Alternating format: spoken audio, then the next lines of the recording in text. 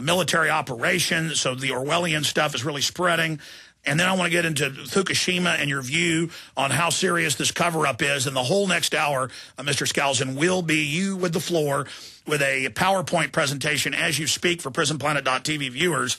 The listeners can later see it uploaded to the web, regular listeners, as you go through strategic relocation and your deep research. But great to have you with us. On that first point, though, do you agree that the understanding of the true global paradigm is accelerating? We now have a expanding remnant who can go out and educate others. Oh, absolutely. There's a tremendous wave of increased understanding, and a lot of it, in fact, I would say that most of it is due to your efforts on Infowars.com and this program.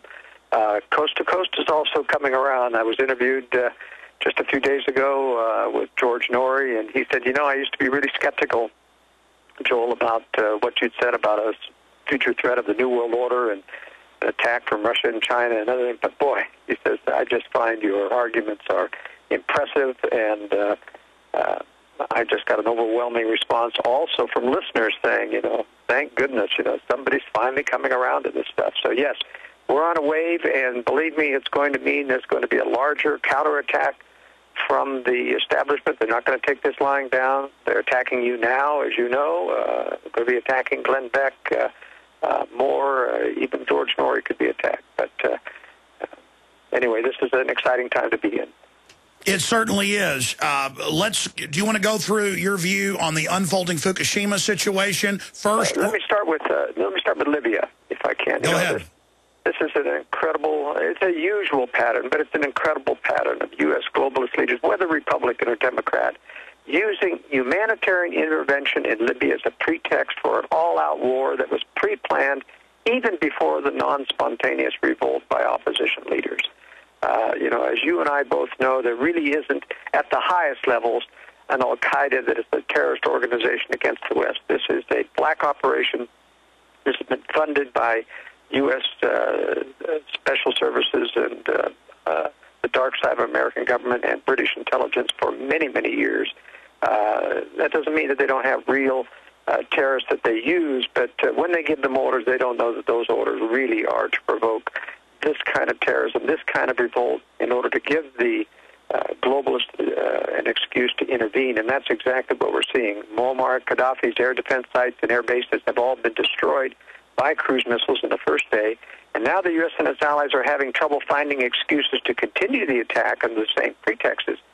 That's why they're continuing to morph and move and reinterpret the UN resolution, which, if you read the language, as I'm sure you've covered, doesn't really limit it at all to a no-fly zone.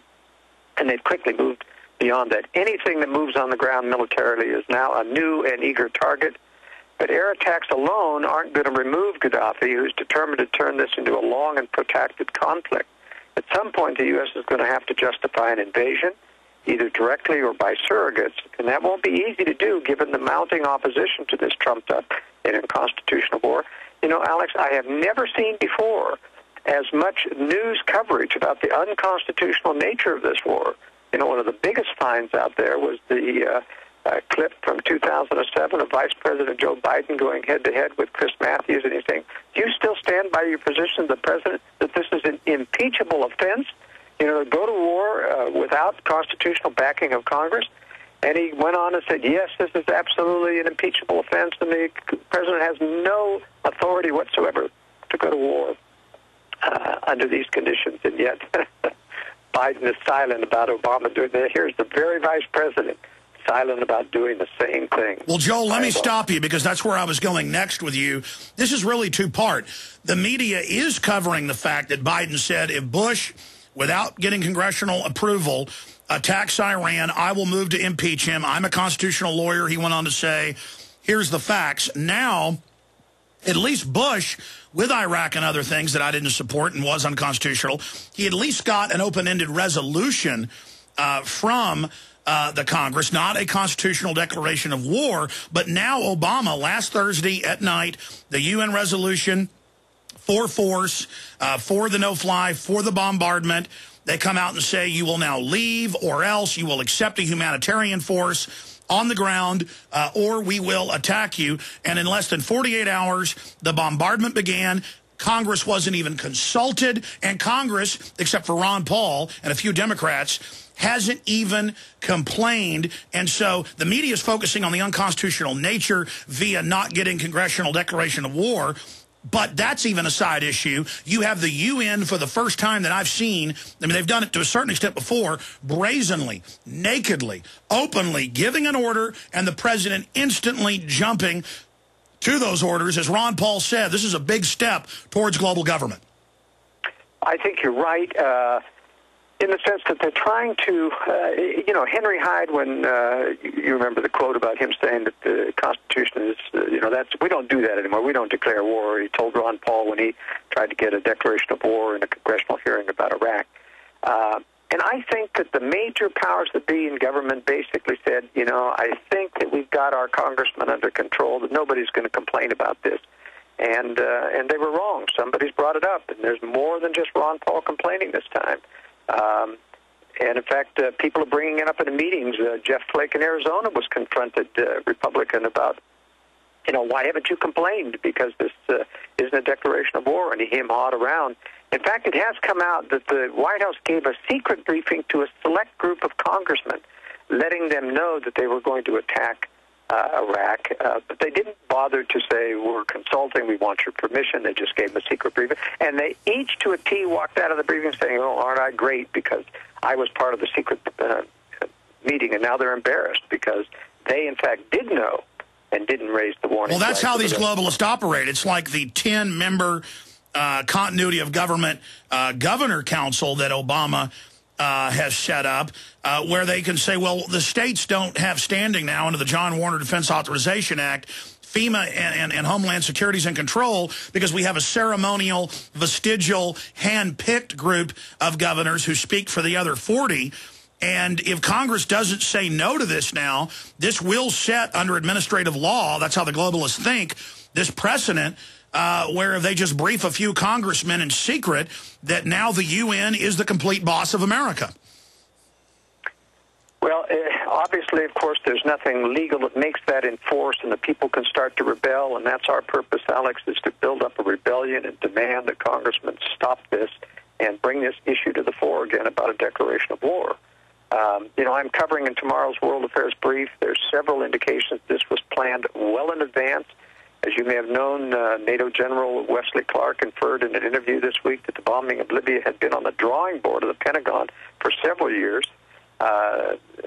In the Financial Times, one of the Western sources at the 28th minister meeting in NATO on Wednesday admitted to him, what did he say? He said, NATO countries have been working for weeks to have the alliance assume effective command of the mission. Well, the mission hasn't even started. It's less than a week old, and he says, plural, they've been working for weeks to about this assumption of command given, and that means this was pre-planned.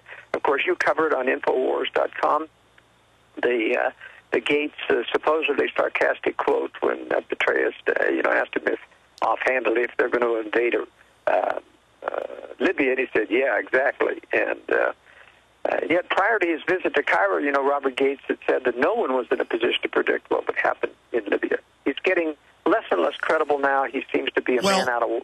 Well, they don't know how shotgun mics work from reporters 30 feet away. He gets off the plane, and Petraeus says, wow, you're in a really big plane today, not not the normal smaller private or government jet. And he says, what, are you getting ready to bomb Libya? And he goes, yeah, exactly. And they start laughing. And again, that was weeks before this even began.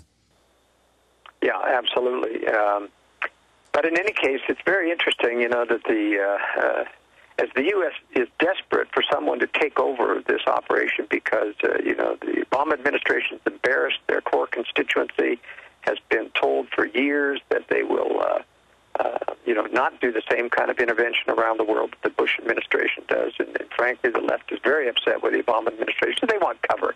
I mean, I don't believe for a minute that the U.S. isn't totally in charge of this. They simply want cover. The Europeans are balking at this, even though half a dozen European leaders, including Berlusconi of Italy, Sarkozy France and Angela Merkel in Britain are just puppet globalists to the U.S. Nevertheless, they have their own constituency. This war is getting very, very unpopular in Europe, and these people are in trouble, and that's why they haven't been able to reach an agreement. The Germans are starting to pull out their equipment, 2 frigates and an AWACS airplane. Sarkozy is still in there for the duration, so is Britain. These are reliable lackeys to the globalist cause, but it was a very interesting, admission that, in fact, they were going through all these negotiations for weeks, and it was all agreed of how they were going to take over this. And all of a sudden, Sarkozy said, I'm not signing the agreement. And this was on the very day that the attack started, and it came out that French jets were attacking Libya. In other words, he didn't want any agreement. He wanted to walk out of that meeting as the hero to his country that France is leading the way with the first jet strike. Well, he's now said that. He said he wants a board run by France, not NATO.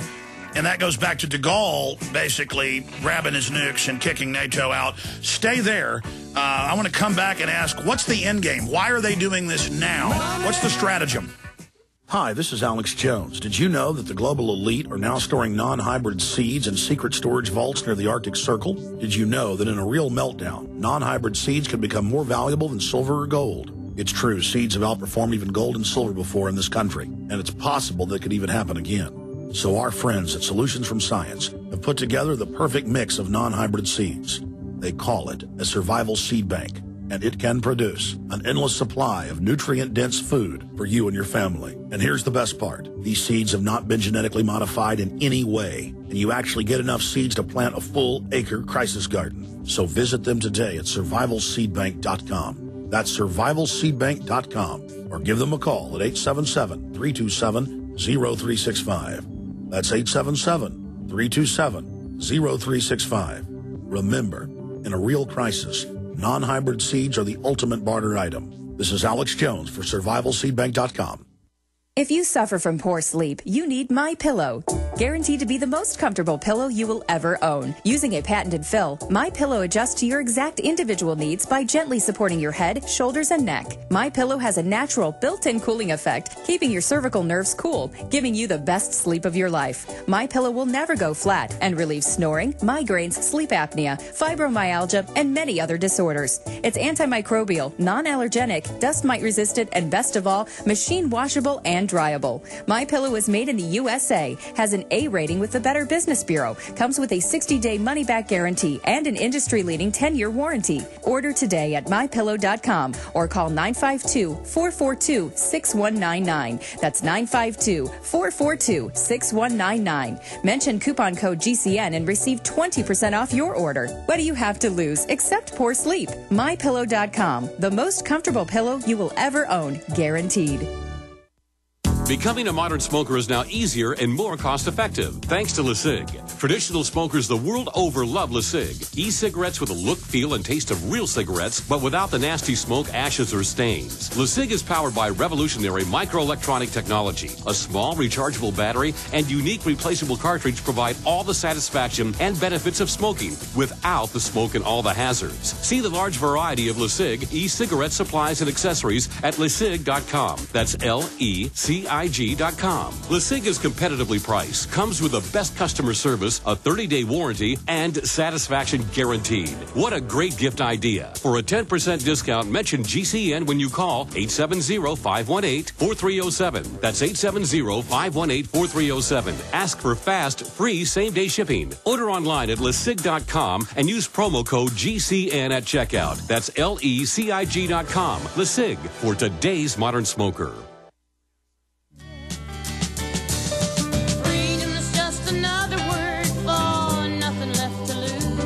Joel Skousen studying the geopolitical